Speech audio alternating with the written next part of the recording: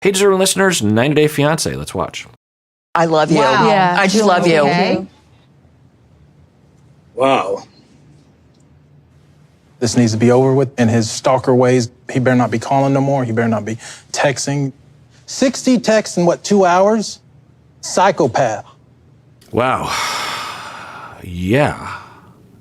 Wow. Yeah. I mean, psychopath kind of fits, meaning that, okay, it's certainly stalker behavior, for sure, that Debbie's done. I think the tell-all is months after the show was shot, so yikes. Yeah. I mean, Debbie doesn't seem too bothered by it, so because that's the key. If Debbie's just like, well, there he goes again.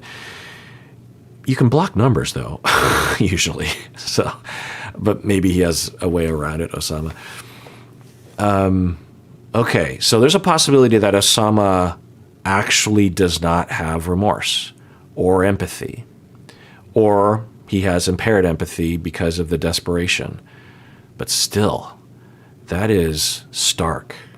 Wow. Yeah. Well, now I kind of get Julian's threat of violence. Earlier I was like, I don't think that's a good idea, but yeah, if someone was doing this to my mom, yeah, 100%. If they were within arm's reach, like, I'm not saying it's a good impulse, but I would have that impulse. 100%. I would do something. Yeah, absolutely. Yeah. Saying, oh, I love you. Who does that?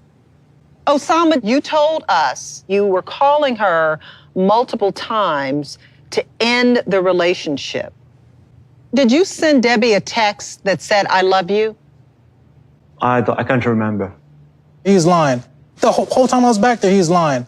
Debbie, has Oussama sent you a text saying, I love you? Yeah. He says that he loves me So how could you, if you're Oussama, forget that you said something like that? So I'm not going to entertain the notion that he doesn't remember saying, it's like asking someone, did you ever text someone that, asking them a question about the weather? It's not a mild thing that would have happened in your life. If he was professing his love, you'd think you'd remember. So, yeah. I guess there's a possibility that he does love her kind of enough, and also is so socially awkward and unaware that he doesn't understand the social rules around these kinds of things like texting. He might think it's being romantic. So I'll hold out for that, of just obliviousness. But there's also a possibility that he is a psychopath. I mean, if there were a psychopath on this show, meaning that you are a con artist, you lie easily, you don't have empathy, you don't have remorse, you don't care about other human beings, you don't regard other human beings, you don't care about the rules, you'll do anything that you want to do as long as it's in service of what you want or need, and you don't mind, trouncing on other people. And I'll say this, that when people online talk about psychopaths, they usually use the label narcissist, which is, I think, a problem, because narcissism is when Narcissus was, the Greek legend, looked into the pool of water and saw himself and fell in love with himself, and then he turned into a narcissus flower, right? And so that's what narcissism is. It's being in love with yourself. Somehow the internet has co-opted that into people who just abuse other people. But looking into the pool of water and being enamored with yourself doesn't necessitate that you abuse other people, right? So I just wish people just use the word. In the old, 5 years ago and before, they would use the word sociopath, which was at least closer to psychopath. And now people, anyway. So if there were a psychopath on the show, they would present this way, where they would callously, because that's the word we use, callous, where they would callously trick someone, a defenseless, innocent person who is vulnerable to this kind of exploitation, and then use them to get to the United States. And then as soon as that was not an option, as soon as Debbie says, I don't want to go to the States, then you would turn on them instantly. You would, because you don't care. You were only enduring them to get what you want anyway. And you would be verbally abusive. You would come across as if you had no remorse, no care, no compassion.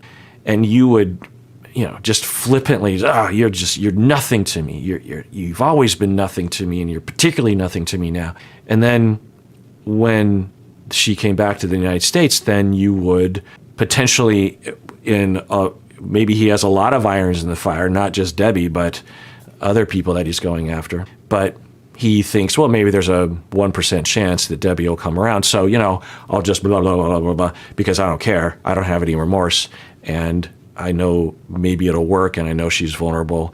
So, and I also am very angry at her, and I hate her, because psychopaths have a lot of anger, and usually, and I just want to get back at her. So I'm gonna show her. Yeah, they would look this way. Sniff out bull miles away, and you're the biggest bull I've ever seen in my entire life. You're lucky my mom even gave you a second of her life. Okay, Doc. Go to the dentist and get yourself fixed up, man. Oh, you trying to use people, come over here for green cards? Quit preying off of elderly women that look like they're vulnerable.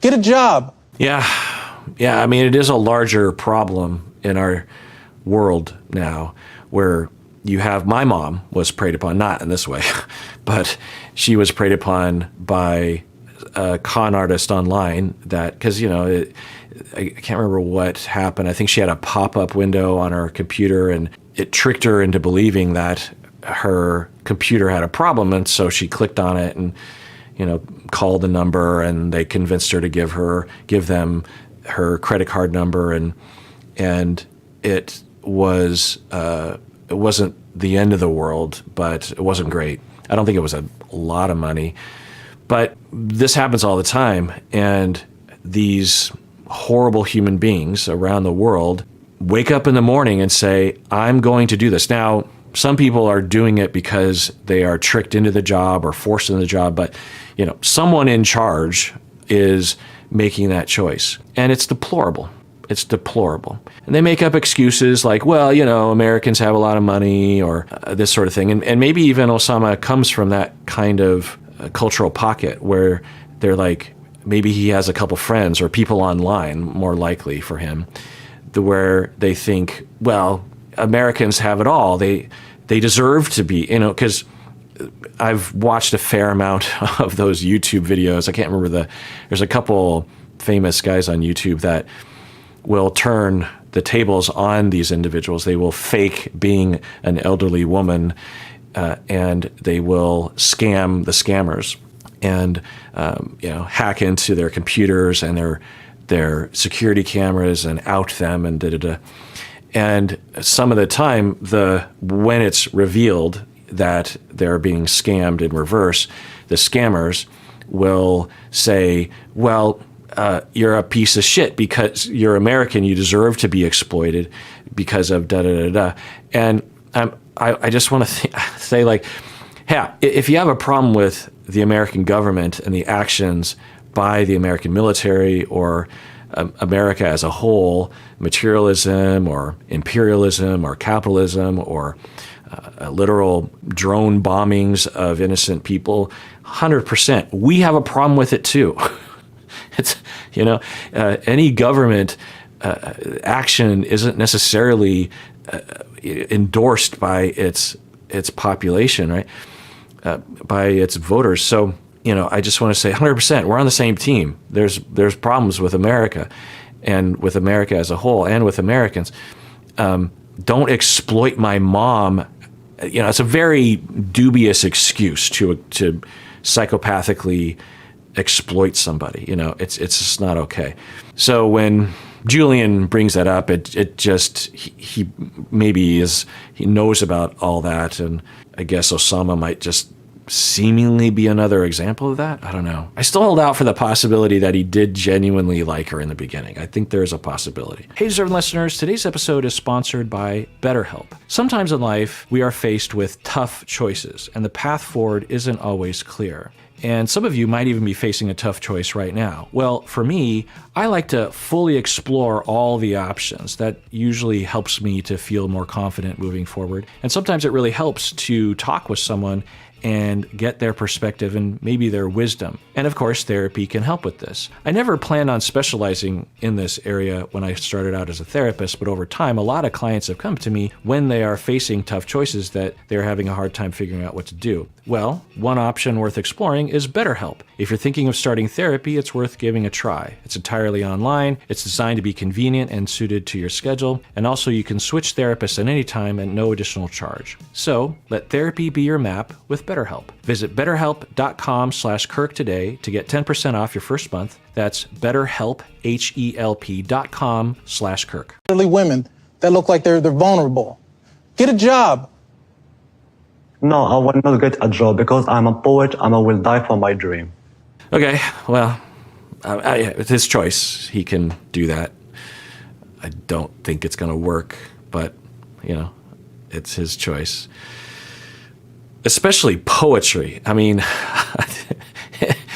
I wonder how many people, let's just take the United States, how many people in the United States make their sole living, all of their revenue, their income is from poetry.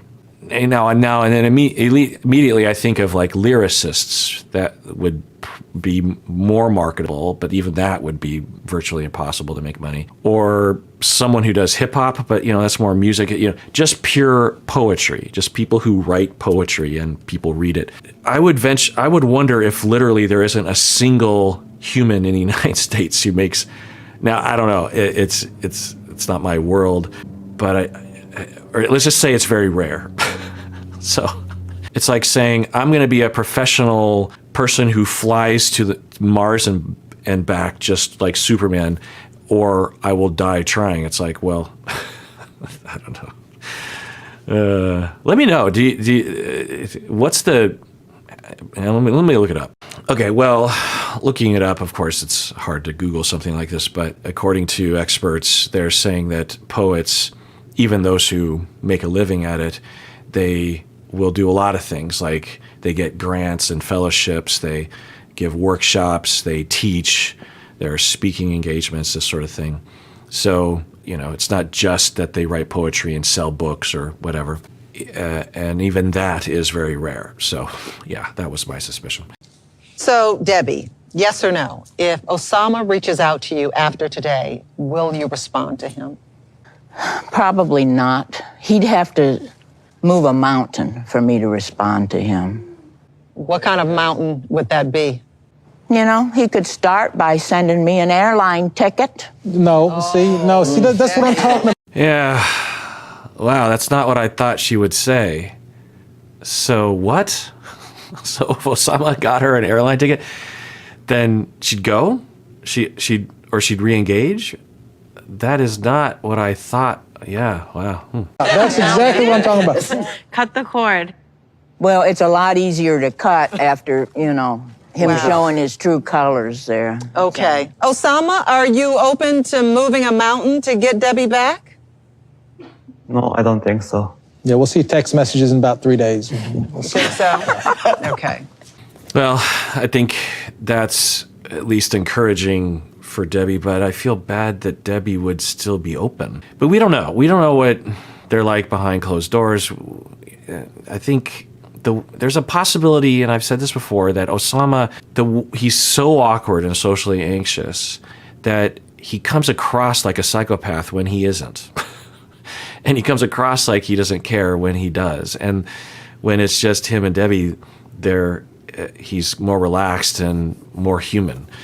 So maybe Debbie sees that and is thinking about those sorts of things. But you just think, given that Debbie was done, given everything that happened, that Debbie wouldn't say that if, I mean, it's such a low bar. Now, maybe for Debbie, she's like, well, he'll never be able to afford that, so that'll never happen.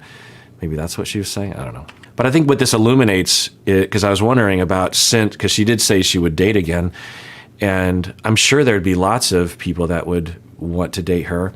So if in her community, so I thought, after they shoot the season and then they have the tell-all, I think what this says is that she doesn't have anyone else, or she hasn't had very much success or something. So, or she hasn't tried. But I would just hope that she'd be able to find someone in her community who, or maybe abroad, but just someone who genuinely loves her, because, she deserves that. And I suppose, well, okay. If Oussama isn't a psychopath, he deserves love too. Yeah. He did not look well. Did you see his eyes? He wouldn't even look at me. Maybe he needs therapy. Maybe you need to stop thinking about what he needs and think about what you need. Right. Well, I'm doing that. No, I do not like, this whole, well, maybe if he moves this mountain, no, wrong. Wrong answer. I don't like that one bit. Mom, you gotta be done with it. Yeah, I like this side of Julian more than the other side, the human side, the tender side.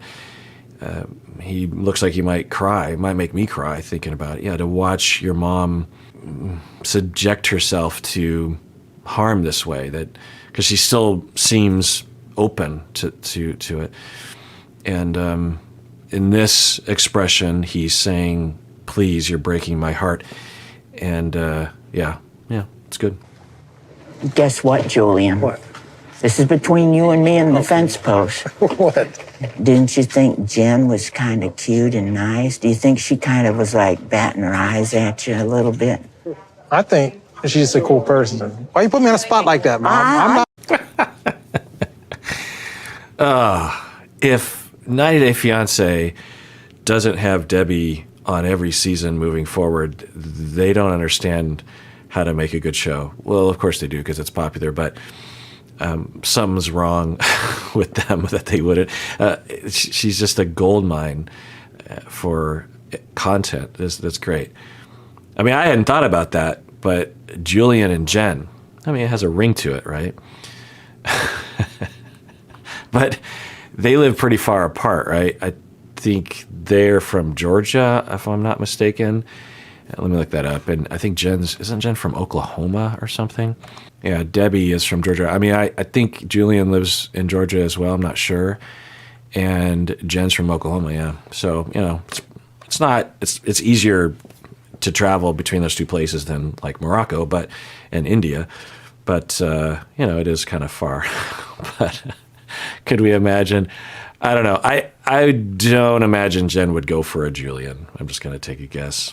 But, what was the other couple that got together? It was Veronica, who was with Tim. Veronica and Kim's son, I can't remember his name, they got together. So sometimes there's cross-mixing of cast members. Never know. I'm not putting you on no spot. I'm just saying that, hey, her dude is kind of like, he's kind of acts like Oussama a little bit. The Oussama, Well, you got my number. You can give it to her, okay? But you did good. I'm proud of you. Now, I don't think that that's true. I don't think Rishi is like Oussama, at least in presentation. There's a possibility that Oussama is more like Rishi than what appears to be, but I think Rishi genuinely loved Jen and probably still does.